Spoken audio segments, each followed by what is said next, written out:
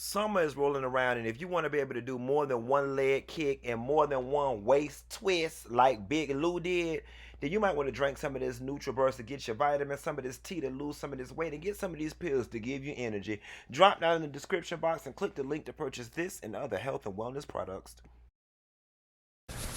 Young, Famous, and African, episode 3. Now, I know I'm taking my time, y'all, getting through it. I know some of y'all don't binge watched it and y'all don't got through to the end, but I got to take my time because I got a lot of things to do, and watching TV ain't one of them. But episode 3, things begin to pick up and things are getting very interesting. Also, I made contact with some of the cast. Want to talk about it? Here you go.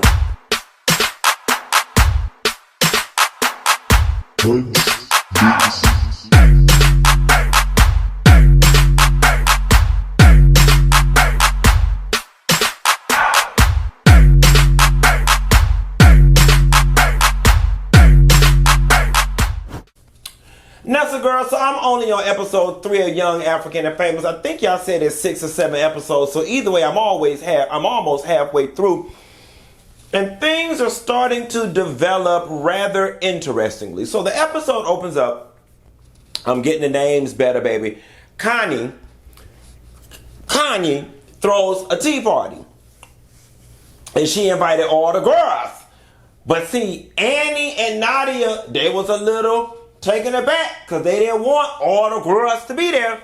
They were not expecting Zari to be there. And even Kaylee said that Zari is a rather intimidating woman. Now I'm going to tell y'all something. I will never forget, I saw an interview many years ago. It was a white guy, I forgot who he was. He was interviewing Naomi Campbell. And he made the statement to her, you know, you are very intimidating. You are very intimidating. And she took offense to that. She said, if you are intimidated by me, that is on you. That is not on me. And you know what? Somebody said that to me not too long ago, that I was intimidating. And I really took offense to it, because why should I have to compensate for your lack of whatever? Like, I am not in control of whatever you feel inside of your being. I know who I am. I stand firmly in my power. And if my haughtiness offends you, in the word of Maya Angelou, then that's some shit you need to take up with your own self. Me personally, I would never in a million years give another bitch the satisfaction of saying that they're intimidating out of my mouth. Now, have I ever felt intimidated by somebody? Sure. But I have figured out a way to harness that energy and to rise up. I had to say to myself, all right, Q, why are you intimidated by this person in this moment? And then I tap into that and I pour all my resources into that void. And before you know it, baby, I'm standing 7 feet tall like a giant. It ain't a bitch alive that's going to intimidate me. And that's just on period. But Annie and Nadia get there and they were not expecting Zari to be there. Swanky invites the guys to the day spa. For them to have a spa day or play golf or whatever the hell it was they was over there doing. And Naked fronts Diamond. He fronts Diamond on the fact that he invited both Zari and Nadia to the party. And he was like, Negro, you causing problems in my relationship. And you know what? Birds of a feather flock together. Now, we are looking at Love and Marriage Huntsville, and we see how Marceau and Maurice are all catching hell for Martell's wrongdoing. And it's not unrealistic for us to believe that they ain't out there doing the same thing that Martell is doing. Kaylee ain't no damn fool. And I'm with her. If your homeboy doing this, and you rock and you roll and you cool with your homeboy doing what it is he doing, then is you doing the same thing to me? And is your homeboy co-signing this? Because I don't want you around that type of friend. Now,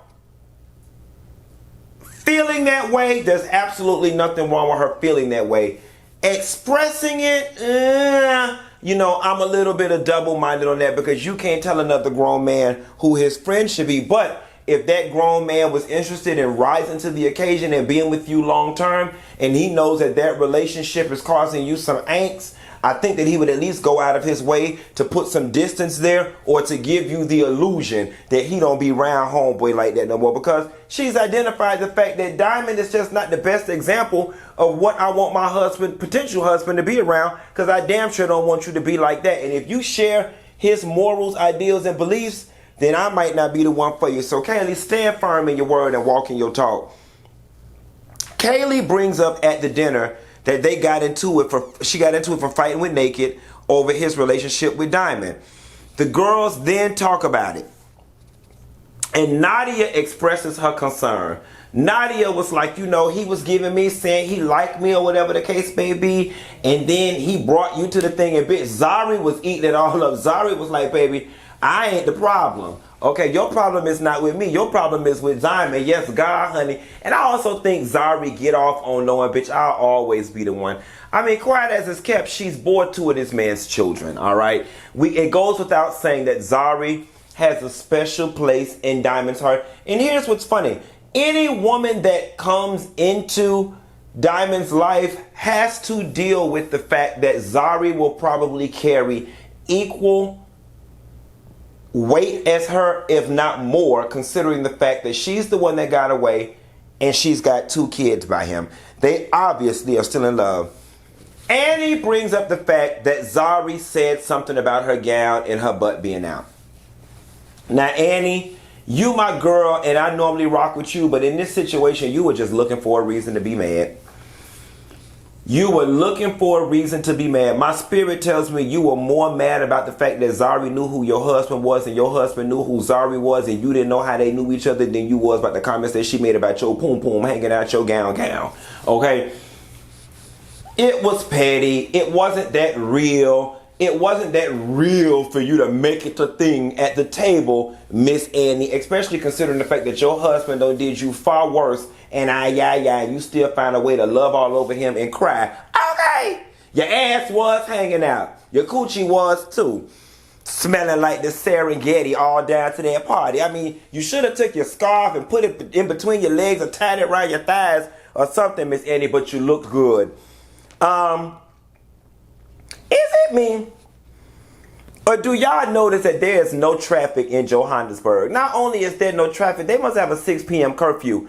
On all of the scenes, we never see any cars coming down the street. We never see any people in the street. Like, is it a whole gated city? My South African people, I'm gonna need y'all to jump down in the comments and please explain to me why the only inhabitants of Johannesburg that we see are the people on this show. We don't see no workers. We don't see no police officers. We don't even see no street sweepers. We don't see no street vendors. Where are all the rest of the people who live in Johannesburg? Because y'all got me thinking that this shit was filmed in a goddamn movie studio or whatever the case may be.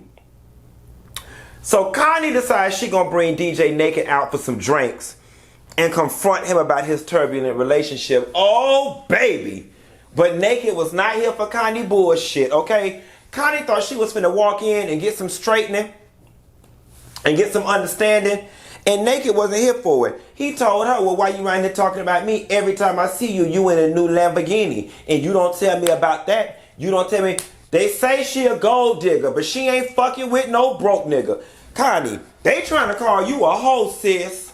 He said every time he see you, you in a new Lamborghini. Khanyi didn't like that shit, baby. She got to talk about, why are you attacking me? Why are you attacking me? Now, let me tell you something, Khanyi. You might have bleached your skin, but you are far from a rich white woman, because you cannot tell me that your feelings were hurt. You cried. You did that thing women do. You are too fierce for what Naked said to you to make you cry. You cried in an effort to redirect the energy and to deflect. And one thing I like about Naked, he wasn't buying that shit. He told you if you continue with that crying, he gonna get up and leave. He know you for your work. He was not buying that crying shit. And you know what?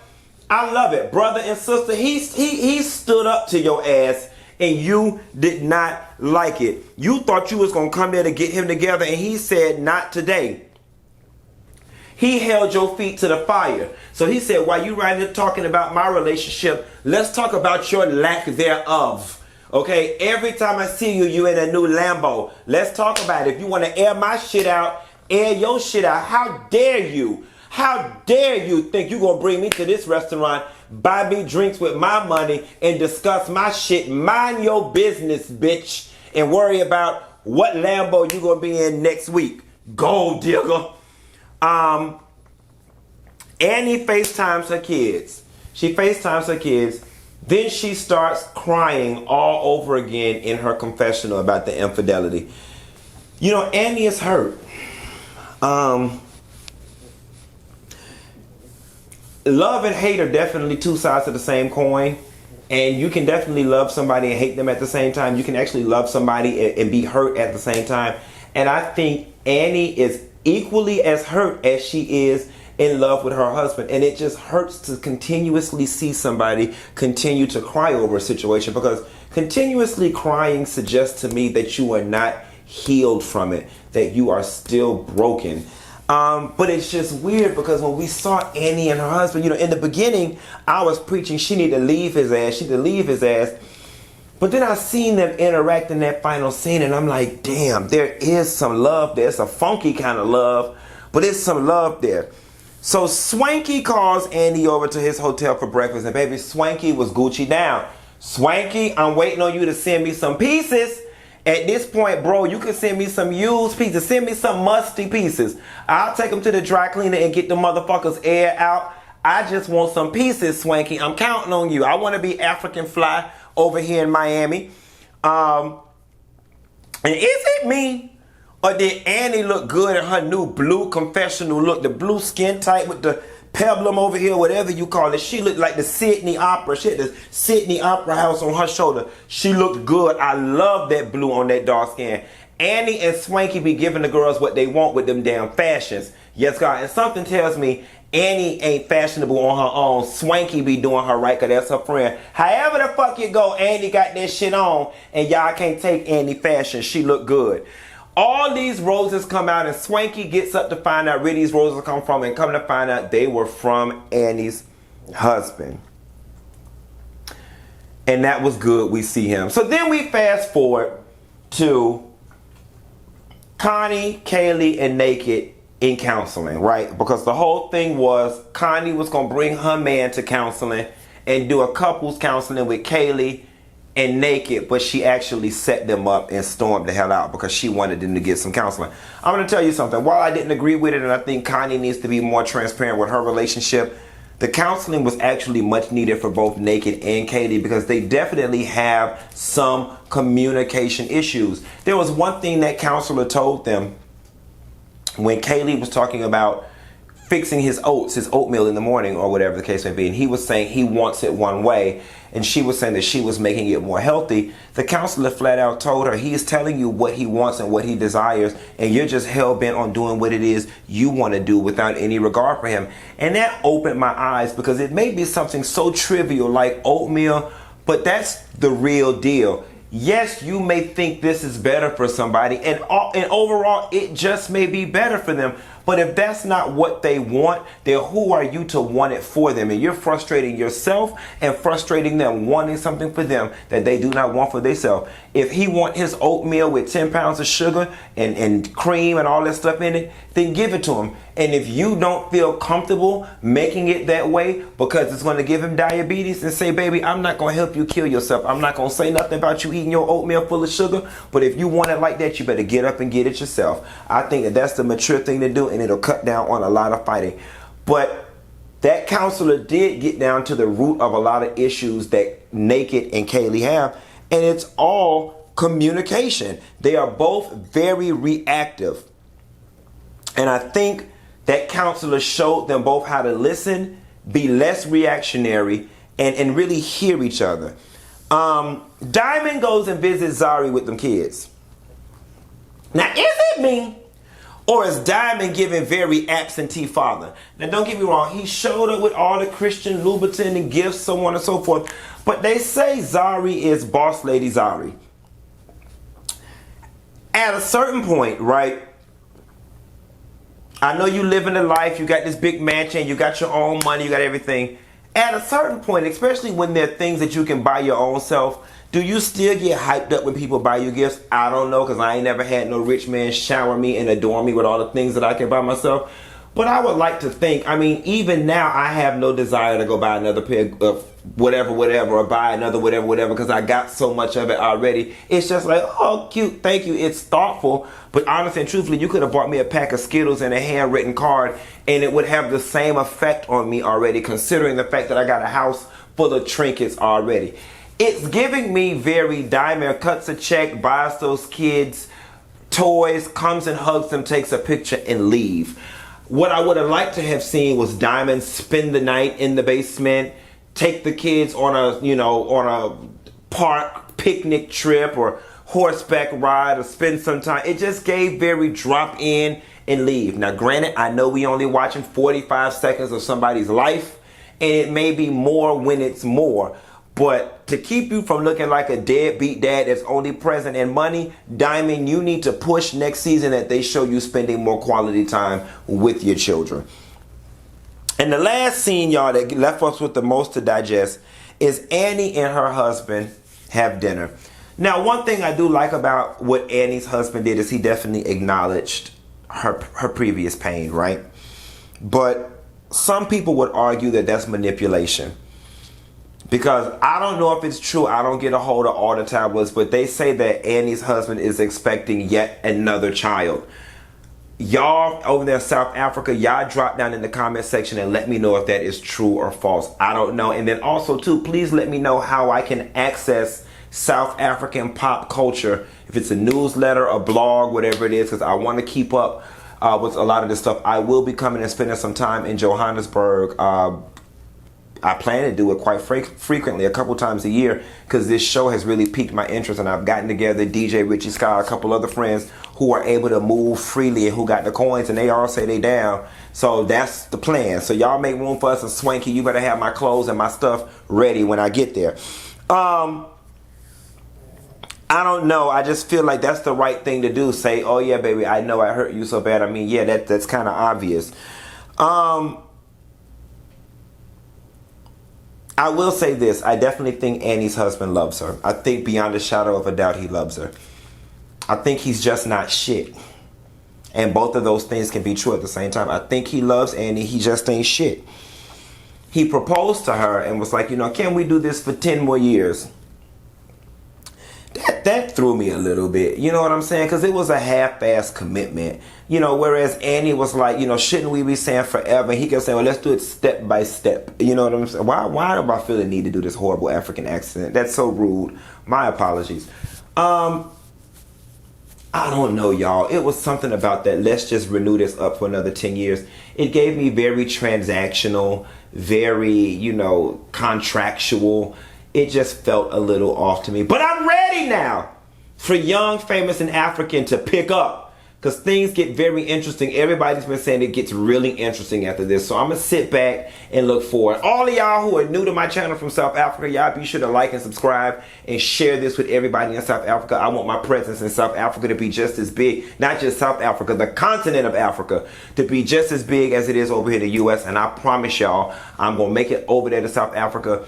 I have been successful in getting in contact with certain members of the cast and representatives for the cast. So those interviews that we've been teasing and talking about will be coming to light sooner than later. That's all I got. Ain't got no more. Y'all be sure to like and subscribe, and I'll call y'all later. Bye.